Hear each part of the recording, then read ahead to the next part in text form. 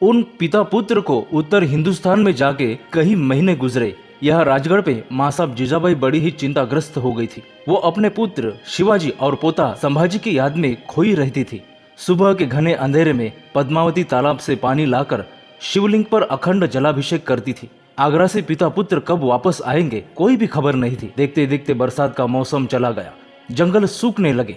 वैसे माँ साहब की बेचैनी बढ़ती ही जा रही थी। बिछड़े हुए पंछी की तरह वो शिवाजी राजा और संभाजी राजा की राहत देखती थी। स्वराज और अपने परिवार के महासंकट से उनका दिल टूटता जा रहा था। एक दिन उनके महल के सामने भगवे वस्त्रधारी कुछ साधु आए थे। शिवशंकर के मूर्त के सामने हाथ जोड़े हुए माँ साहब जीजाबाई को किसी सेवक ने बताया कि बाहर कुछ साधु सन्यासी आए हैं। वो माँ साहब को मिलना चाहते हैं। उसमें का एक सन्यासी तो आपको मिले बगैर वापस जाने के लिए तैयार ही नहीं है।